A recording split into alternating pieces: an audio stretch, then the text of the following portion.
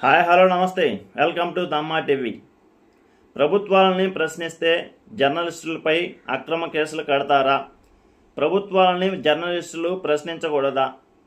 మొన్న జరిగిన క్రైస్తవ సంకారమం బహిరంగ సభలో ప్రశ్న టీవీ అధినేత జర్నలిస్ట్ రావణ్పై ఆంధ్రప్రదేశ్లో ఉన్న ఎన్డీఏ గవర్నమెంట్ అక్రమ కేసులు కట్టారని, అది కూడా ఎటువంటి నోటీసులు లేకుండా అర్ధరాత్రి పూట మఫ్ఫీలో పోలీసులు వచ్చి అరెస్టు చేసి తీసుకెళ్లారని రావణ్ భార్య వారు తెలియజేశారు. దళిత క్రైస్తవుల సంకారమంలో ప్రశ్న టీవీ అధినేత జర్నలిస్ట్ రావణ్ ఏం మాట్లాడారంటే,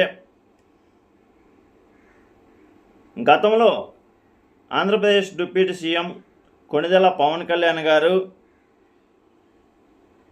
వారి దగ్గరే నేను నేర్చుకొని ఈ మాటలు మాట్లాడుతున్నాను అని ఆయన ప్రస్తావన చేశారు.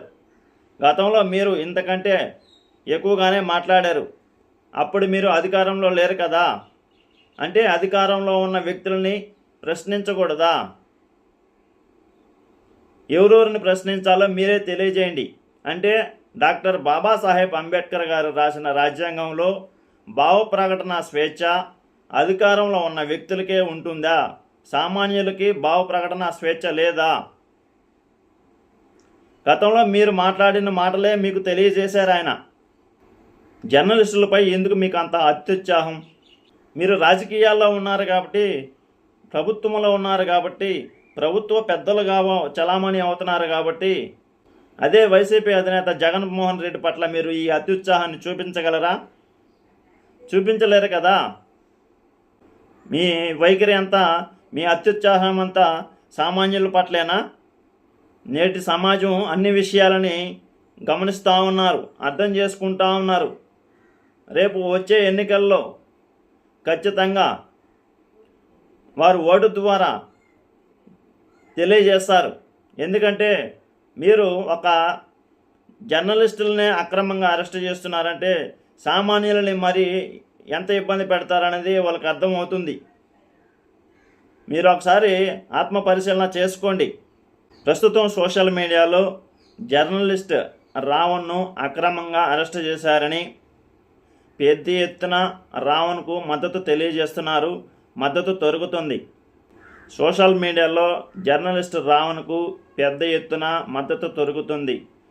ఈ అక్రమ అరెస్టును ఖండిస్తూ, వ్యతిరేకిస్తూ రెండు తెలుగు రాష్ట్రాల్లో సోషల్ మీడియా ద్వారా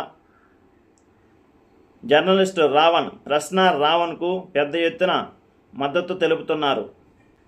డాక్టర్ బాబాసాహెబ్ అంబేద్కర్ గారు రాసిన భారత రాజ్యాంగంలో భావ ప్రకటన స్వేచ్ఛ ప్రభుత్వంలో ఉన్న పెద్దలకు కావచ్చు,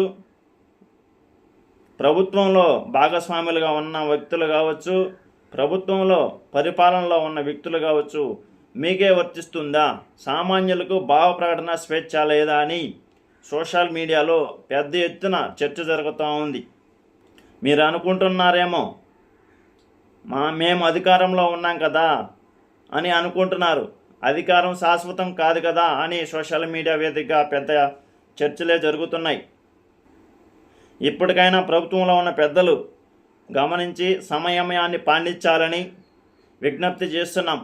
జర్నలిస్టులపై మీ అత్యుత్సాహం చూపించకూడదని మేము విజ్ఞప్తి చేస్తున్నాం. గతంలో మీరు వైసీపీ వారు జర్నలిస్టులపై దాడి చేశారని, మీ జర్నలిస్టులకు ప్రత్యేక చట్టాలు తీసుకొస్తామని చెప్పి ఆంధ్రప్రదేశ్ డిప్యూటీ సీఎం కొణిదెల పవన్ కళ్యాణ్ గారు తెలియజేశారే కానీ జర్నలిస్ట్ రావణ్పై అక్రమ కేసులు కట్టించడం చాలా బాధాకరం. ఇక్కడైనా ప్రభుత్వంలో ఉన్న పెద్దలు కావచ్చు, పరిపాలకులు కావచ్చు, జర్నలిస్టులపై అక్రమ కేసులు కట్టకుండా ఉంటారని భావిస్తూ విన్నవించుకుంటున్నాం. Thank you for watching.